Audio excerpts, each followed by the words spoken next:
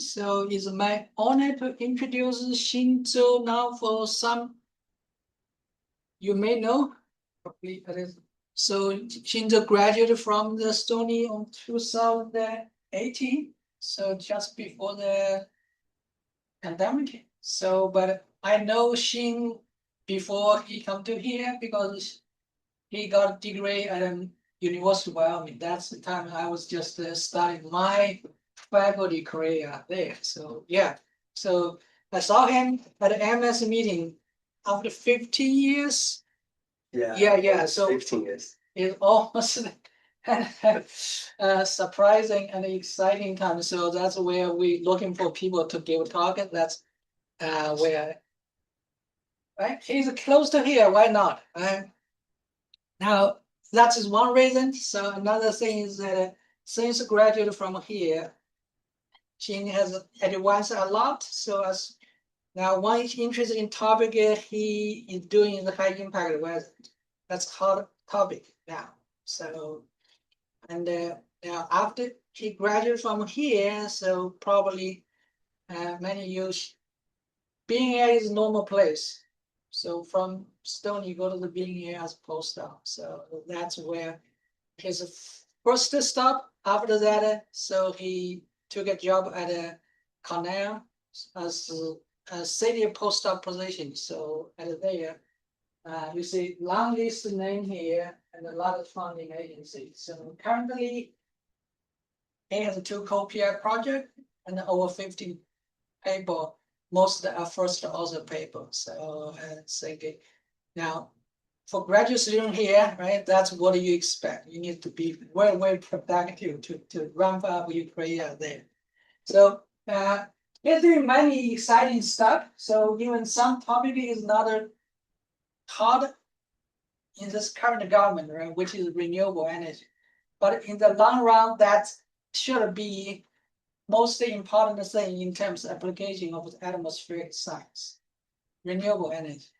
So, but today, right, he focused on the urbanization and the convective clouds. So, yeah, the convective clouds is the most important thing in the atmospheric science. And of course, if you're dealing with the atmospheric impact, that's many things associated with the atmospheric convection. Just submit my ASR proposal is convection and atmospheric interaction. So that is why I want him here to talking about this. So the stage is yours, Casey. Thank you. Hello, SoMAS. Can you hear me okay? Great. Well, thank you so much for Dr. Wang's invitation and introduction. I'm so glad to be here today to share some of our recent work with you.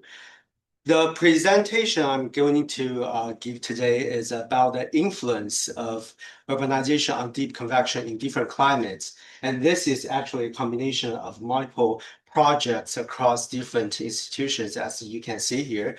And I just want to give you a relatively comprehensive view of how the urbanization, particularly the expansion of urban sizes, can influence deep convection at different locations, in different situations, and in different climates. Well, let's get started. Why we are focusing deep convection over the urban region? The answer is pretty straightforward because there are many hazardous weather related to it, like the palm-sized hail, as you can see from the right pictures, and the extreme flooding occurred in multiple urban areas. And if we're looking at the research, the panel shown on the upper left, which shows the lightning strikes in the shading and the hail days per year in color contours. Basically, they are proxies for the deep convection. And as we can see, deep convection is pretty much everywhere in the United States, especially frequent over the southern Great Plains. And for Northeast, where we are, since the population is very high, so those events can have a very significant impact in this region as well. And at the same time, because urban have unique land surface, it has unique energy balance and high roughness lengths, it can also impact those deep convections. That's the reason why we wanted to know what those deep convective weather going to be with the increase of urban surface. Sorry, what is SGP? Southern Great Plains. Sorry for that. Thank you. Yeah. By the way, please stop me anytime when you have a question. Here I just list of some studies related to this topic. When we talking about urban effect, the pioneer study we cannot avoid is from Shannon et al. Basically, he is one of the pioneers study this phenomenon, and he find that the warm season precipitation enhanced downwind of major urban areas in different experiments. Both of them are observational based. And there are more observational studies showing the complexity of the problem. For example, the Ashley et al. 2012, they find that the urban thunderstorm augmentation in the southeastern US is subjected to the urban size, geometry, and climatological controls. And another study from Yogi et al. Based on a very long period of observation from almost 4,600 surface stations suggests that the actually change in rainfall is not consistent across different places. For example, in the northeastern US, they find an increase of the precipitation. But in the southeastern of the United States, they find that the rainfall amount is slightly decreased, and also the heavy precipitation frequency is also decreased. Other studies based on the satellite observations also show the potential of inhibited precipitation by the urban and industrial air pollution. But in general, observational studies have limitation, especially to dissect and identify the individual physical processes. Therefore, many other studies are focusing on the numerical weather and climate models. Here, I just summarized the main findings. The first one is urban heat island effect. It can enhance the updraft, destabilize the atmosphere, and induce the moist convection and precipitation in a moist-rich environment. The second effect comes from the increased urban roughness length. Basically, it may induce an upwind convergence and updraft and enhance the rainfall in that region. But at the same time, because the higher roughness length can reduce the wind speed, it can also influence the urban heat island induced convergence as well.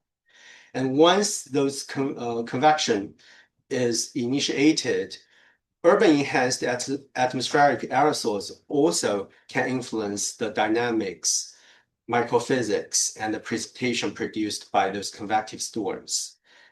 Some other studies show an interesting nonlinear urban effect. For example, the one based on the Beijing metropolitan region, they find that with the first enhancement of urban sizes, the hourly precipitation is likely enhanced. But at the later stage of urban expansion, they find reduced precipitation. So the effect of the urbanization, even at a certain location, is not consistent at different stages of urban expansion. Here, I just have those mechanisms summarized. We can conclude it into three different categories: the thermodynamic, dynamic, and aerosol.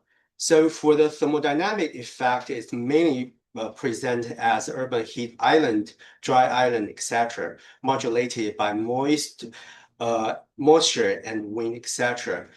And it may enhance the updraft, destabilize the environment, And the overall consequence is relatively well studied, which is enhancement of precipitation downwind of the major cities. But the problem is more complicated since for other mechanisms, it may have inconclusive effect. For example, the dynamic mechanisms shown as a higher surface roughness length and different urban morphology, it may reduce the wind speed and the convergence induced by the urban heat island effect. And the overall effect on the precipitation is unclear. And for people who working on the atmospheric chemistry and aerosols, they know much better that urban aerosol can also influence precipitating systems and those processes from two pathways. The first is the direct radiative cooling effect. It basically acts to contradict to the urban heat island effect. And another pathway is serve as cloud condensation nuclei or CCN. And depending on the number concentration of CCN, the aerosol may actually suppress or enhance the precipitation. So with all this, actually, there is a very complex nature of the problem because at a given location, we need to consider a complex combination of those effects.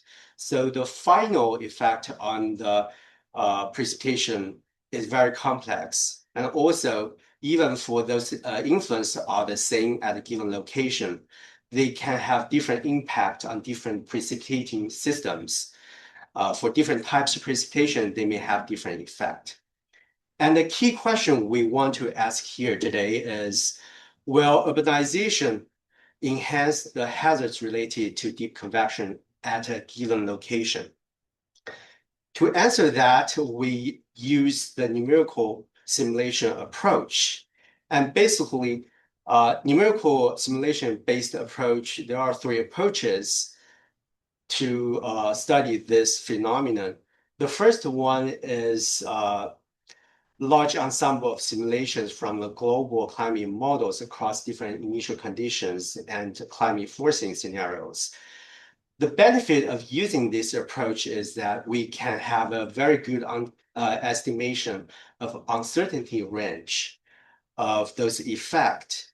But we do need relatively high resolution of the global model, maybe like one of Murat's model, the global SAM, because for the coastal resolution model, the urban surface is not represented because it is very limited in the overall land surface.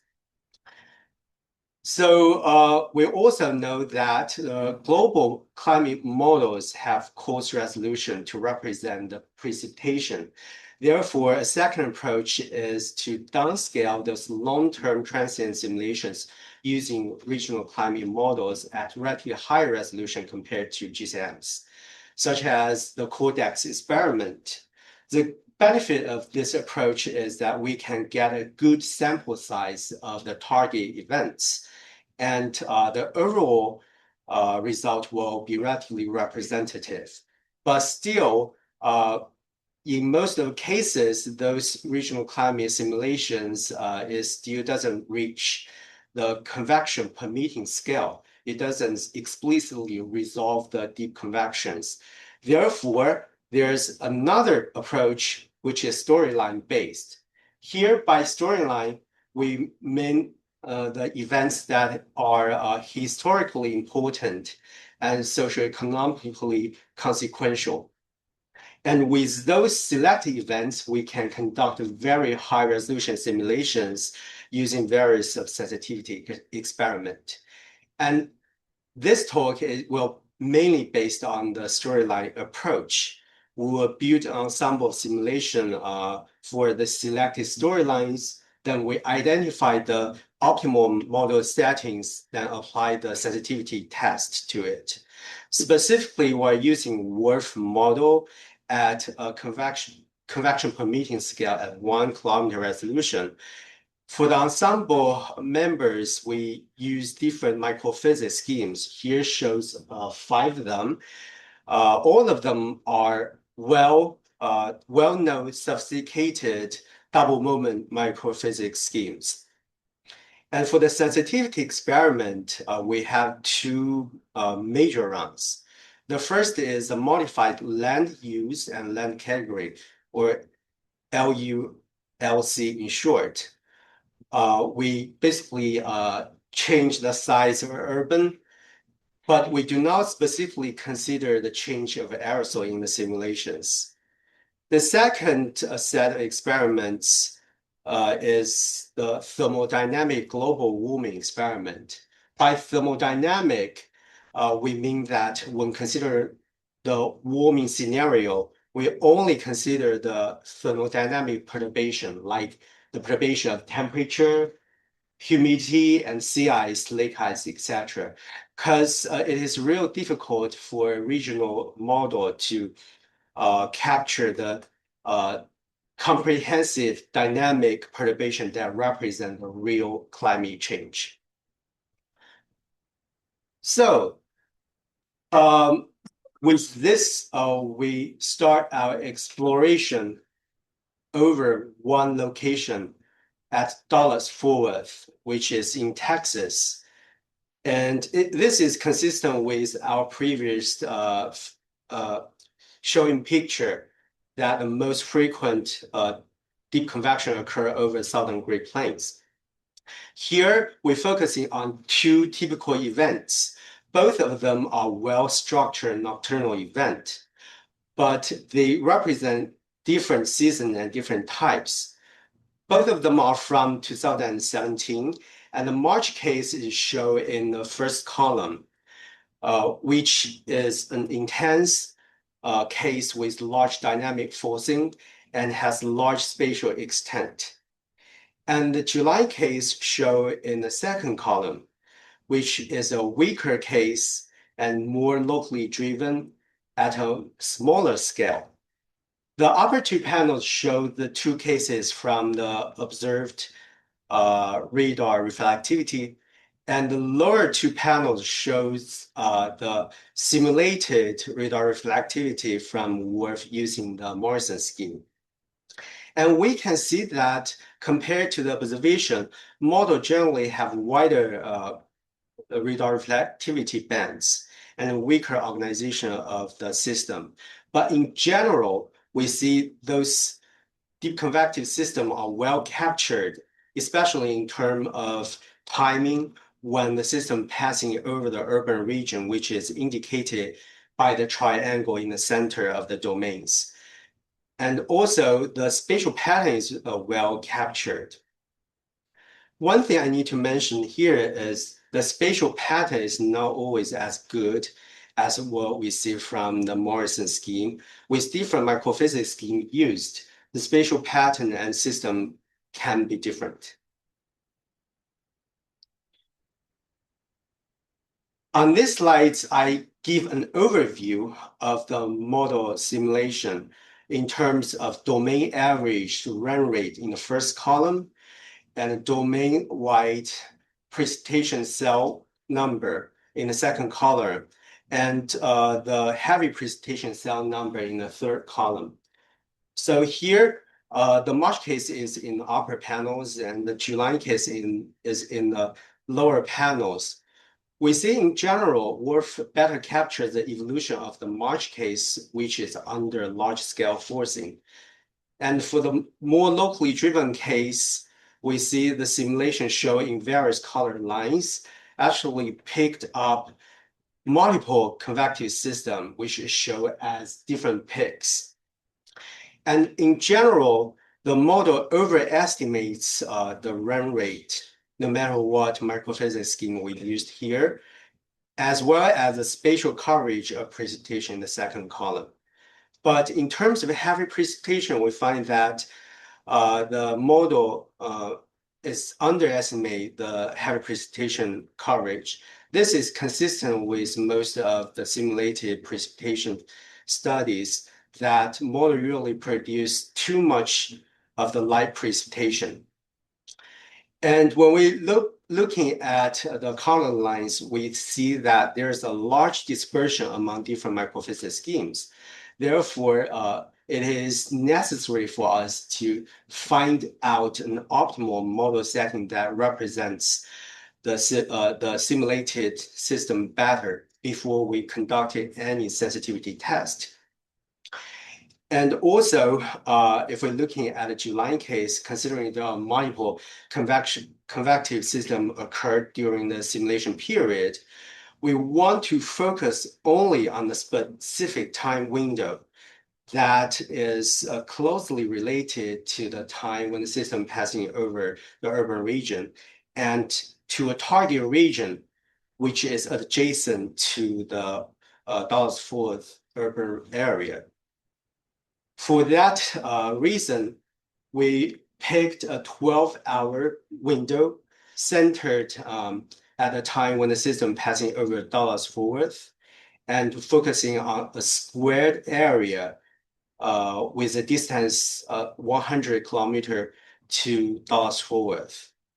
Using that period and target region, we make evaluation using the Taylor diagram. For those who are not quite familiar with Taylor diagram, basically it considers three aspects in the evaluation. The mean error, the standard deviation representing the variation of the model, and the correlation to the reference data set. Here, we're using the radon measurement as a reference. In general, we see there are higher fidelity in composite radar reflectivity shown in the second column. And when we compare all the microphysics used, we generally find Mirbrand et al. And Morrison scheme, which are in the red and orange colored dots, have better performance, especially in terms of composite radar reflectivity. Therefore, we are going to use these two microphysics schemes as our default configuration for the sensitivity studies. So here, I just give you an example of how the land-use land category modification experiment carried out over Dallas-Fort Worth region. We consider the change of Dallas-Fort Worth with different sizes while keeping the urban morphology approximately the same and the water grades the same. We start the experiment with replaced urban surface by the surrounding grassland to up to 8 times of Dallas-Fort Worth region. And the panels on the right is an example of how the related rain rate, composite radar reflectivity, and updraft look like with the perturbation of the urban surface. And in general, we see a very complex feature of changes. The enhancement and suppression occur at different places around the city in different experiments with different urban sizes. But just based on this spatial pattern, it's very difficult to identify the overall effect. Therefore, we use a different parameter, which is the PDF of the stone properties. Here again, we're focusing on a relatively short time window and the region adjacent to Dallas-Fort Worth to identify those systems are most affected by the urban effect. And here, I just break the PDFs into 2 parts in each panel, just give you an easier way to look at the difference across different model experiment. And different color lines basically represents the different urban size, starting from the green represent no urban to the 8 times of Dallas-Fort Worth in red. In general, the upper panels represent the March case in response to the urban expansion. We do not see very significant signal from this case. mainly because it is under strong synoptic forcing. So compare the large synoptic system we are looking at and the synoptic forcing it is under. The urban surface is relatively small, and the overall urban effect is not standing out. However, if we're looking at the more locally driven case in July, in the lower bottom panels, we do see a obvious urban effect. By the way, the first column shows the simulation from the Milbrand-Yau scheme, and the second column shows the simulation from Morrison's scheme. If we're looking at Milbrand-Yau scheme, we see that the run rate generally increase with the expansion of urban sizes. However, an interesting finding we have here is if we switch it to Morrison's scheme, we find the urban effect on the precipitation rate is totally opposite, which adds another complexity in the modeling work, even at a specific location with the given surface effect. With different model configuration, the effect can be totally opposite. And this is kind of interesting us, and we want to figure out why it is. So besides of the precipitation related properties, we also look at other properties relating to the microphysics schemes. And first, if we're looking at the first row, on the left, it is run rate PDFs as we saw on previous page. On the right, we have the water vapor path. If we're looking closely from both Milbrand-Yau and Morrison scheme simulations, we see that the experiments with the largest urban expansion, which is showing red, have a relatively larger water vapor path in both simulations. Therefore, we see that larger run rates in certain experiment is not likely due to more water vapor availability. But if we're looking at other properties like the macro microphysics property in the second row, if we're looking at the liquid water path, for example, from Milbrand-Yau, we see that with larger urban sizes, the simulated liquid water path is generally larger, representing more condensation and latent heat releasing, which may further enhance the updraft that we see in the first and second panel in this row, which enhance the run rate. And if we're looking at microphysical properties, as what shown in the third row, in terms of raindrop sizes, and for this particular property, we're going to focus on the range where the raindrop sizes are most abundant and the sizes are relatively small. And we see that from Milbrand-Yau scheme, we see with larger urban expansion, we generally have more smaller in-cloud raindrops. With smaller raindrops, we have stronger evaporation cooling effect, which will result in stronger downdraft and cold pool, which further enhance the precipitation at a later time. So we can explain why we see opposite rainfall response based on those microphysical properties. Although we didn't consider the aerosol effect specifically, but by considering different microphysics schemes, we implicitly considered the aerosol cloud rainfall interactions in this set of simulation. And also, this is a good demonstration that the aerosol cloud rainfall interaction is very important to study this effect.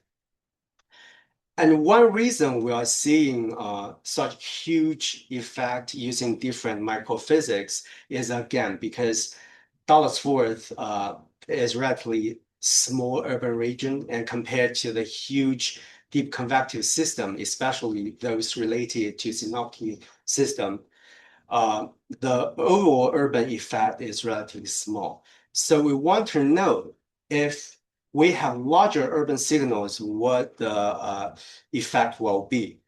That is the reason why we shift our focus to another region, which is over the northeastern US. And we know this is an area have relatively large urban aggregations. And for this experiment, we selected more samples of deep convection.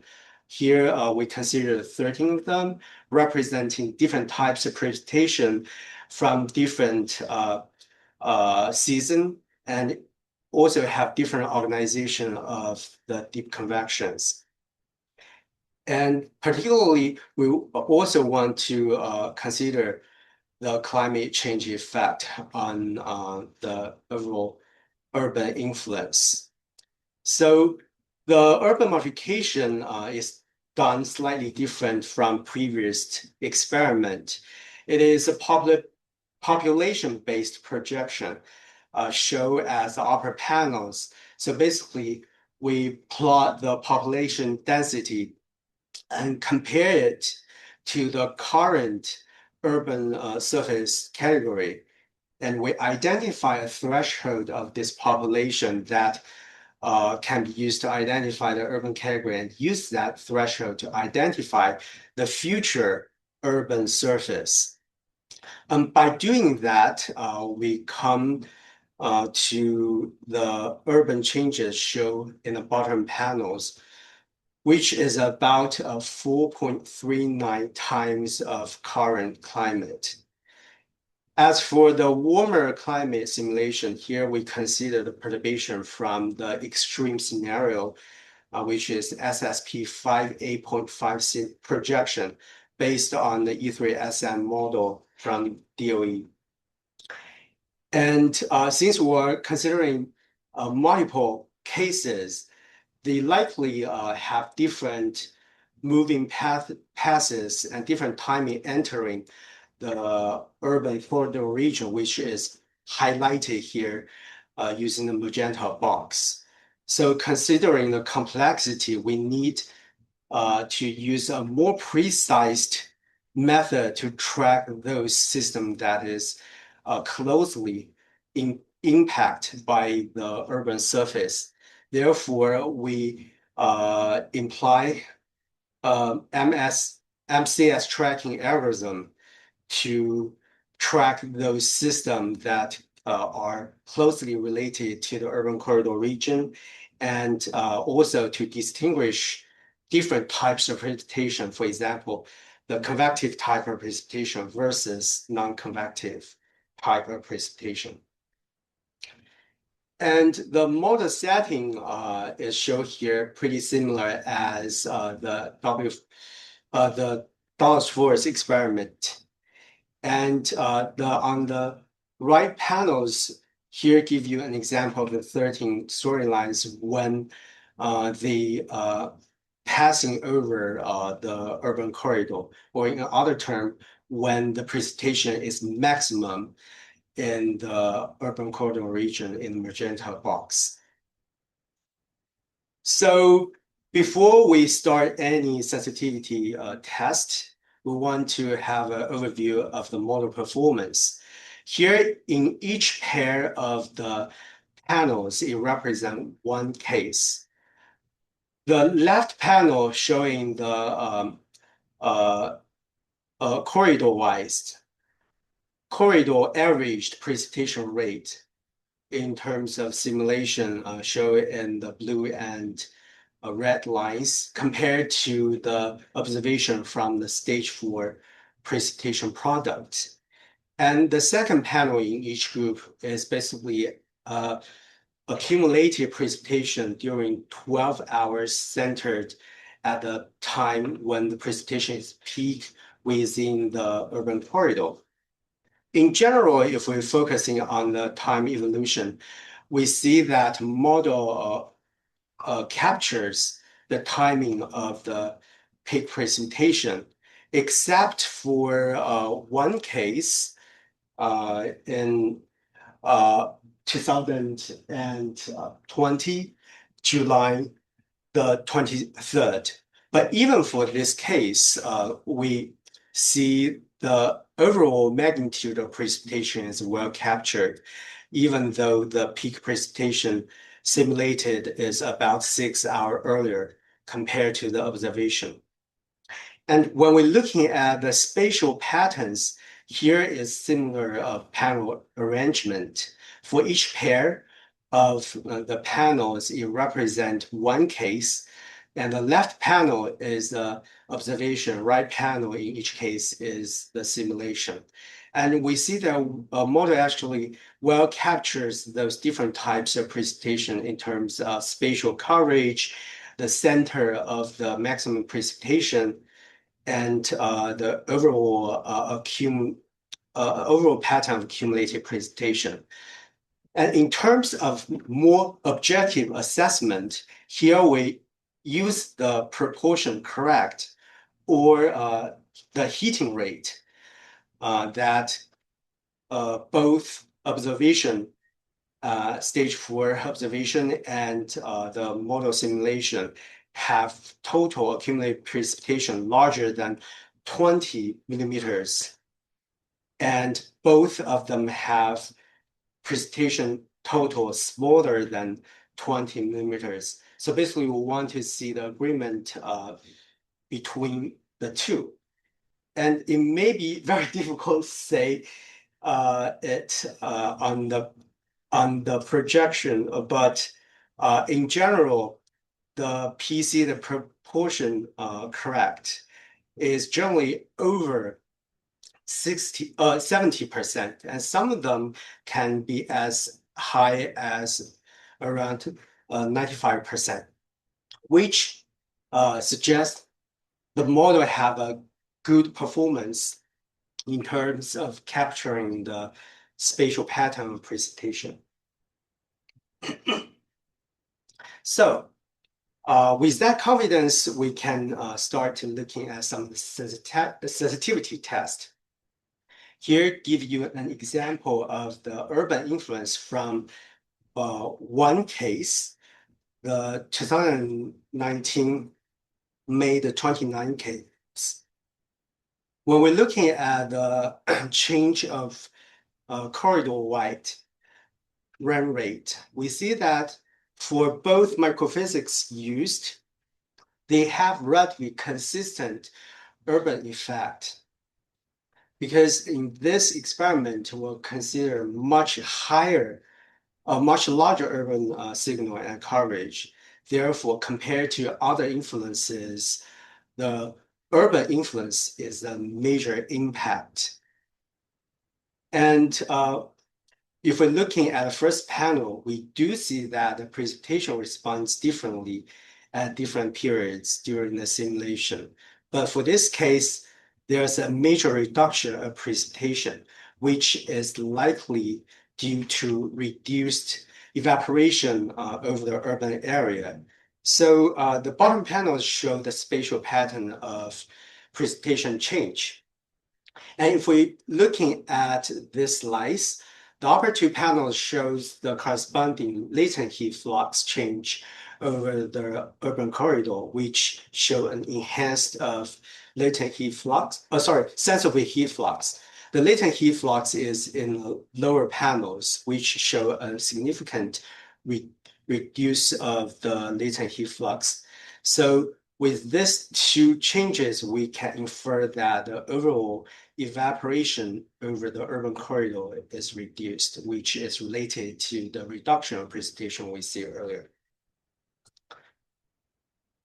So considering we have more cases, we need to identify the portion of system that is mostly affected by the urban surface. Here we use the MCS tracker to accomplish the goal. For the algorithm, it is based on the outgoing long wave radiation. And when we're looking at the actual result, show as the shading, the mask in the right panels, it compares to the radar reflectivity in the shading area. And we see that the MCS mask is not completely overlaid with the radar reflectivity, and which makes sense because they originate from different processes. But in general, we can identify the MCS system occurred basically when we look at the time when the precipitation is peak within the urban corridor, we identify all the MCSs in the urban corridor. Then we track those systems forward and backward in time to consider the system even before they entering or after they exit the urban corridor.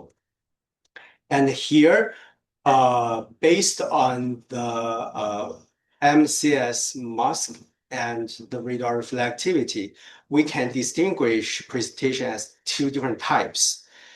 When the precipitation is identified by the MCS mask and also with radar reflectivity larger than 20 dBz, we're considering those grids have convective type of precipitation.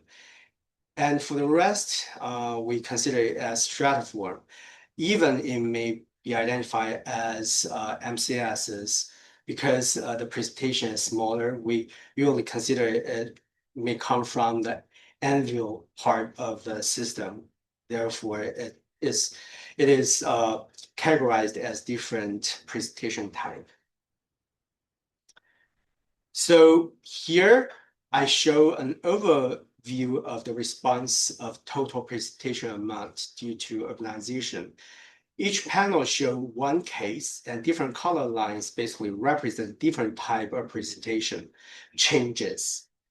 The black line represents the overall precipitation change within the urban corridor, and magenta line represent the change of convective type of precipitation, only consider the core of MCSs. And the blue line considers the change of non-convective precipitation within the urban corridor. So for the first glance, we can divide the changes of precipitation into three categories based on the change of convective and corridor-wide precipitation. In the first category, we see there's a major reduction of corridor-wide precipitation as well as the convective precipitation. For second category, we first see a major reduction of convective precipitation before the time when precipitation is peak in the corridor, shown as a vertical line here. And then we see a huge enhancement of the precipitation. And for the third category, we basically see very small response of precipitation around the time when precipitation is peak in the urban corridor. So with different cases, here we see different responses.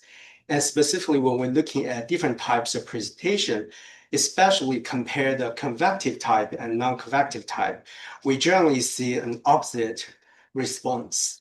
So it just gives us a feeling that how complex the problem can be, even with the same enhancement of urban sizes. For different case with different deep convection organization, the response can be different. And for different type of precipitation, the response can be different.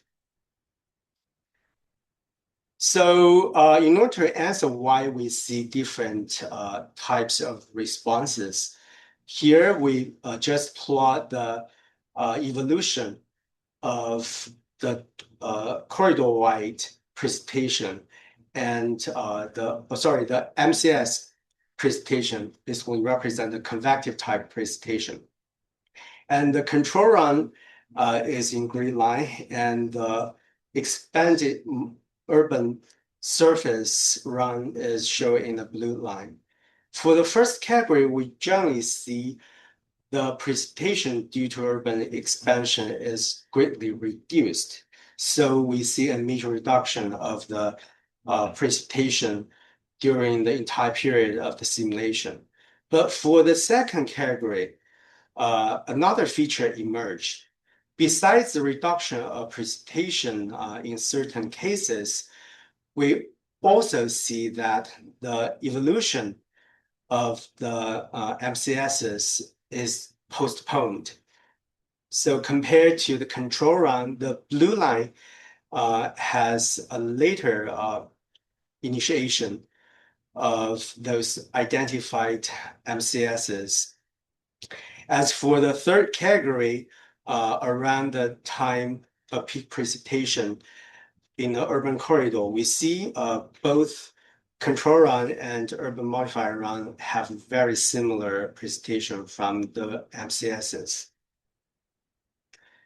So at least we currently know why we have the different response to precipitation in category 1 and category 2. As for category 3, if we're looking at the large-scale forcings in terms of the large-scale advection of theta E, the equivalent potential temperature, basically considering the temperature and moisture advections in the first row, as well as a large-scale subsidence and updraft in the second row. We see that the category 3 stands out in terms of relatively large synoptic forcings. And this is consistent with our previous finding over the Dallas-Fort region that whenever the system is under very strong synoptic forcing, the urban effect is relatively small.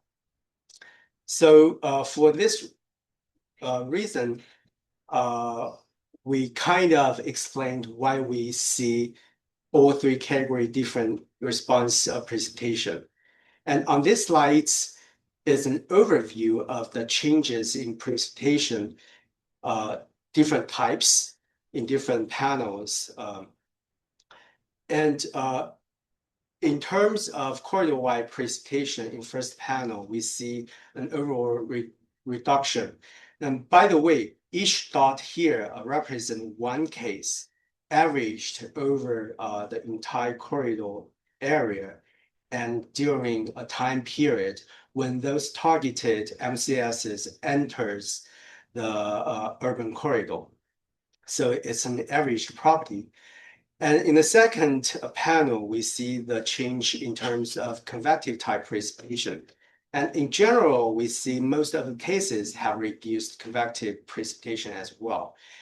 As for the non-convective type precipitation total within the urban corridor, we see that it has slightly negative changes, but in general, the response is pretty close to zero.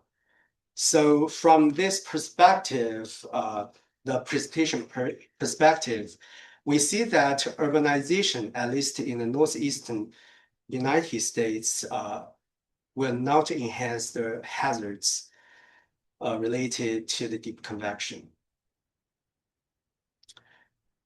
Well, in order to understand the urban effect, we made similar plots to relate the rain rate change to a couple more potential influences.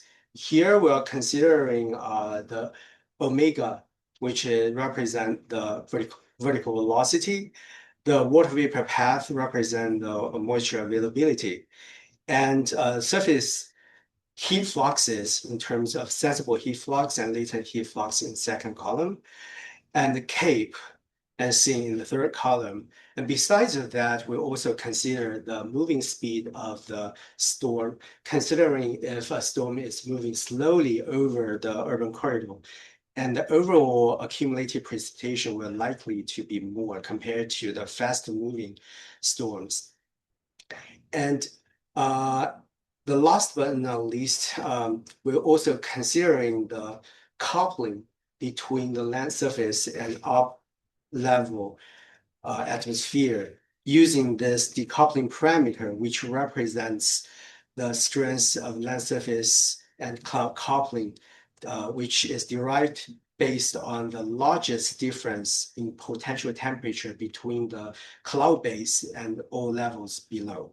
So in case we have larger decoupling parameter, it means there's a strong temperature cap and weaker land surface effect can be shown in that case. And based on this plot, we can generally identify some of the major influences, but still it's very difficult to see a relation because the dots are flying everywhere. In order to have a more objective analysis, we just use a simple method. We did a linear fit to all the parameters. And we also considered two different periods for the influences. One period is the same period simultaneous with the change of precipitation. And another period is 3 hours ahead of those precipitation changes. Basically, we can evaluate the preconditioning of those influences. And there are several things worth our attention. The first is that for those factors, they are not independent. We just consider as many factors as possible, but they are related. We're looking at the latent heat flux changes. You will influence the heat island induced circulation, which is represented here as near surface convergence, and will also influence the moisture availability in terms of water vapor path. And both the modified temperature and water vapor will impact CAPE and SIN. And when CAPE is released, it will affect the vertical velocity, etc. So all these parameters or influences are related. We can view those factors as different levels of influences instead of independent factors. And another thing is when we have a larger R square means stronger correlations, it means that particular influence is larger compared to other influence. However, a small R square doesn't mean that particular factor has no influence, because here the change in precipitation is a combined effect of all factors. Therefore, when we're looking at a small R square, it only means that this influence doesn't stand out from all other influences. So based on this method, if we are looking at larger R squares, we can identify the primary influences on the corridor-wide rain rate changes, which are the preconditioned latent heat flux, sensible heat flux, the water vapor path, and CAPE. And for the dynamic influence, the major influence comes from the simultaneous vertical velocity, which is expectable. So with this framework, we actually can do the same thing for different types of precipitation. Here is a summary. Do not worry about it, although it looks very complex. We highlighted those major influences in each precipitation type. So for the first column group, it shows the changes in terms of total precipitation in the urban corridor. Second column, the convective type. Third column, the non-convective type.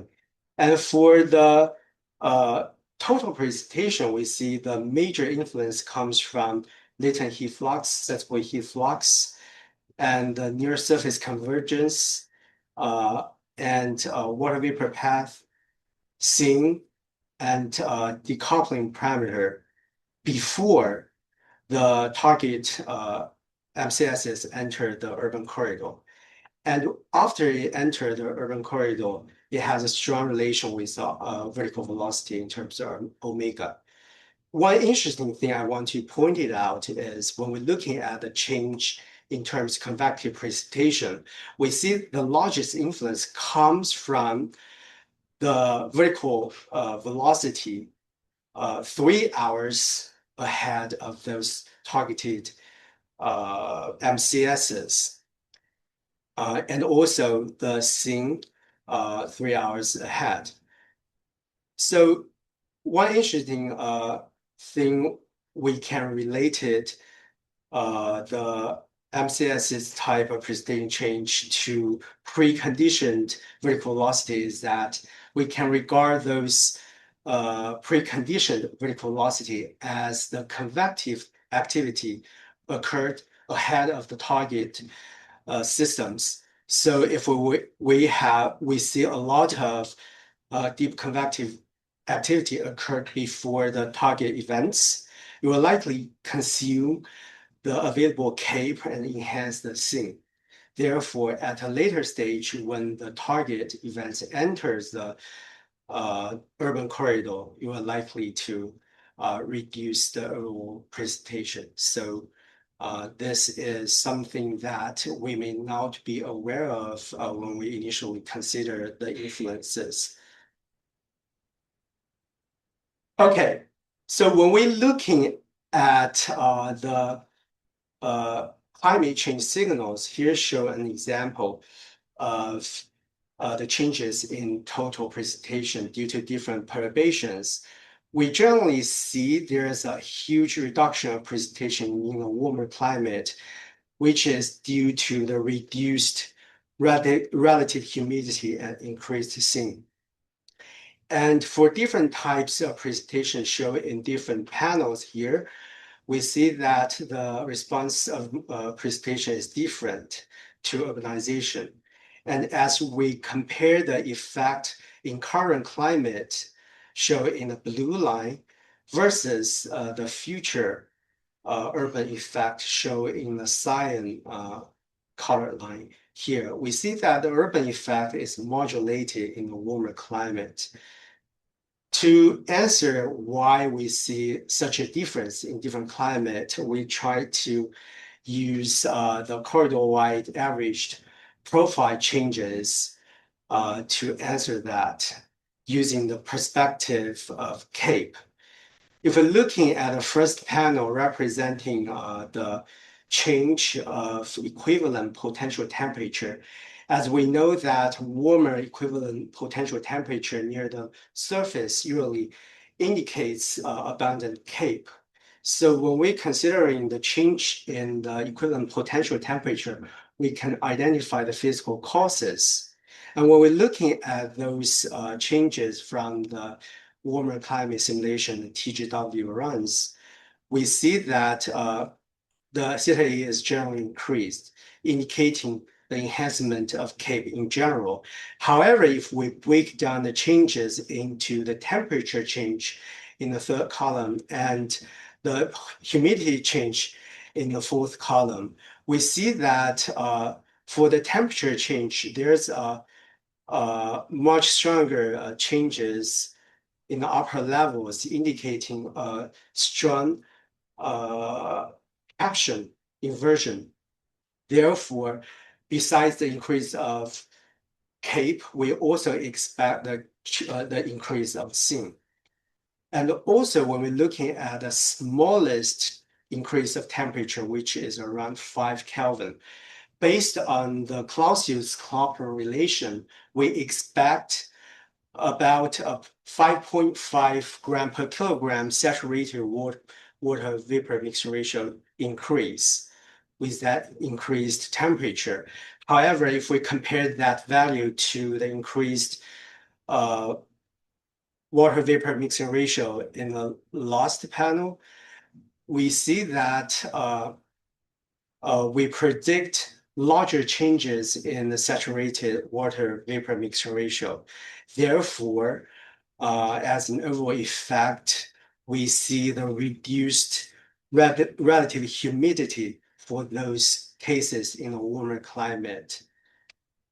And for the urban modification run shown as LULC in the third row here, we have the similar changes plotted here.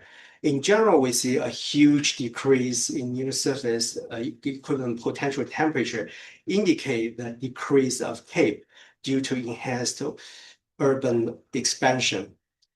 And if we're looking at specific change in potential temperature in the third column, we see that the potential temperature change is actually contribute to increase of CAPE. However, if we're looking at the change in the moisture in the last panel, we see that there's a strong effect of drying from the moisture, which leads to an overall decreased CAPE when we have larger urban expansion in this set of experiment. So if we compare the changes between the warmer condition TGW and LULC experiment, we see that the overall change on the CAPE is opposite from this two set of experiment. Therefore, in a warmer climate, considering the effect opposite, we expect a modulated urban effect in a warmer climate because the contribution to the CAPE change is different from the warmer situation and a larger urban expansion. Can you wrap up? Yeah. So here's my summary. We have seen that deep convection is a major hazard in the US, especially over the urban regions. Therefore, we developed a range of numerical simulation experiment. And we see that urban effect on deep convection is limited on the strong synoptic forcing. And the urban effect on deep convection is nonlinear. Besides of that, in certain experiments, we should be aware that model configuration can impact the simulation results. If the urban signal is not large, we can potentially see the opposite response using different microphysics schemes. And for the future run, we see that the urbanization will not enhance the hazards related to convection precipitation, specifically in the region that we just saw. This is not a universal conclusion. And in general, the urban effect will be modulated in a warmer climate. And with all that, I'm happy to take any question. Thank you very much. So with time, let's take one or two questions. So anybody has a?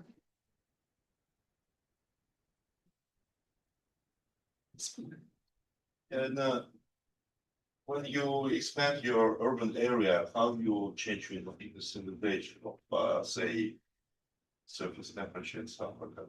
Sorry, you mean? When you expand it, you just leave them. How you change boundary conditions, initial ones? So in the boundary condition, we only consider the change of urban surface, and we expect the corresponding changes in temperature and humidity will occur at a later stage of the simulation. So which can be expectable if we have larger urban surface corresponding. But you have like farmland around, and it has like lot of moisture and temperature is very different than initial urban and morning, let's say. Then you expand it and you leave it the same, don't touch it. Yeah, It's still moist. so we are relying the model to spin up in the simulation. We're looking, we do not looking at the period when the model just starts.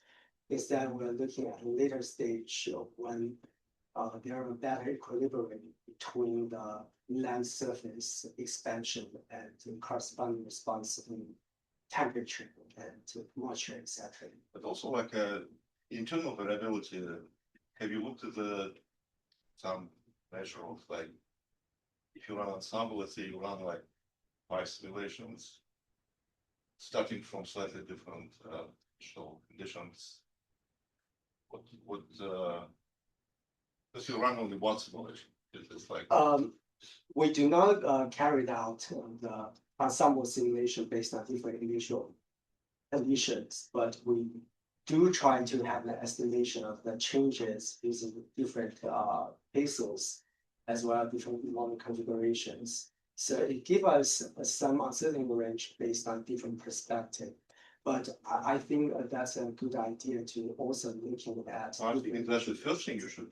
So I think you have two, you can have time talking after me, right? So let's give another.